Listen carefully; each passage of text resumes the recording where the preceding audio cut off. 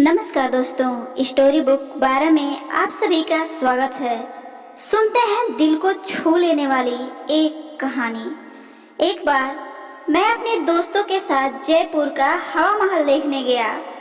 वहां उस शहर के एक चर्चित दुकान पर अपने दोस्तों के साथ लस्सी पीने लगा।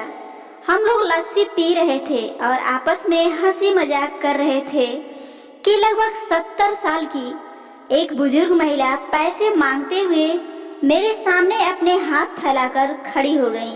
उनको देखकर मेरे मन में न जाने क्या आया कि मैंने अपनी जेब से पैसे निकालने के लिए डाला हुआ हाथ खींचते हुए उनसे पूछ लिया कि दादी जी लस्सी पियेंगी क्या।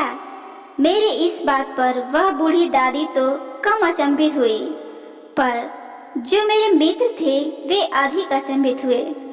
दादी ने तो पहले संकोच किया, परंतु कुछ समय बाद हामी भरी और मांगे हुए कुछ पैसों को अपने कांपते हाथों से मेरी ओर बढ़ाए। मुझे कुछ समझ नहीं आया तो मैंने उनसे पूछा, ये किस लिए? तो दादी बोली, इनको मिलाकर मेरी लस्सी के पैसे चुका देना बाबूजी। भावुक तो मैं उनको देखकर पहले ही हो गया था। रही बची कुछ असर तो उनकी इस बात ने पूरी कर दी। यह सब देखकर मेरी आंखें छलछला आई और भरभराए हुए गले से ही मैंने दुकान वाले से एक गिलास और लस्सी लाने को कहा। बूढ़ी दादी ने अपने पैसे वापस मुट्ठी में बंद कर लिए और पास ही जमीन पर बैठ गईं। अब यह सब देखकर मैं बहुत दुखी हुआ, क्योंकि मैं वहां पर मौजूद दुकानदार और अपने दोस्तों तथा अन्य ग्राहकों की वजह से उनको कुर्सी पर बैठने के लिए नहीं कह सका। कहीं किसी को एक भीख मांगने वाली बूढ़ी महिला को उनके सामने कुर्सी पर बिठाया जाने पर ग्राहक और दुकानदार को आपत्ति न हो जाए। लेकिन वो कुर्सी जिस पर मैं बैठा था वह मुझे काट रही थी। लस्सी का गिलास भरकर हम सब मित्रों और बूढ़ी दादी के हाथों में आते ही मैं अपना गिलास लेकर दादी के पास ही जमीन पर बैठ गया, क्योंकि ऐसा करने के लिए तो मैं स्वतंत्र था। इससे किसी को आपत्ति भी नहीं हो सकती थी।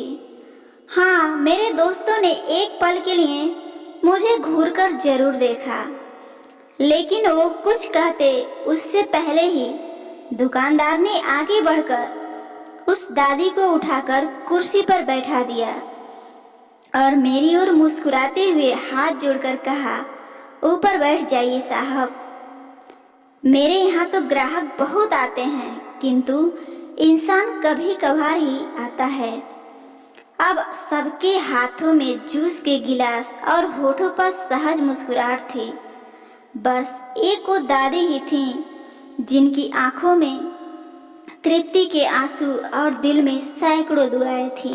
दोस्तों, अगर कभी आपको भी अवसर मिले तो ऐसे दयापूर्ण और करुणामय काम करते रहें, भले ही कोई आपका साथ दे या ना दे। ना जाने क्यों जब कभी भी हमें 10-20 रुपये किसी भूखे गरीब को देना या उस पर खर्च करने होते हैं तो वो रुपए हमें बहुत ज़्यादा लगते हैं। लेकिन सोचिए कि क्या वो चंद रुपए किसी के मन को तृप्त करने से अधिक कीमती है क्या? तो मेरे प्यारे दोस्तों, ये छोटी सी हमारी कहानी आपको कैसी लगी जरूर बताइए, और ऐसे ही कहानियाँ रोजाना सुनने के लिए हमारे चैनल स्टोरी बुक 12 को जरूर सब्सक्राइब कीजिए। धन्यवाद।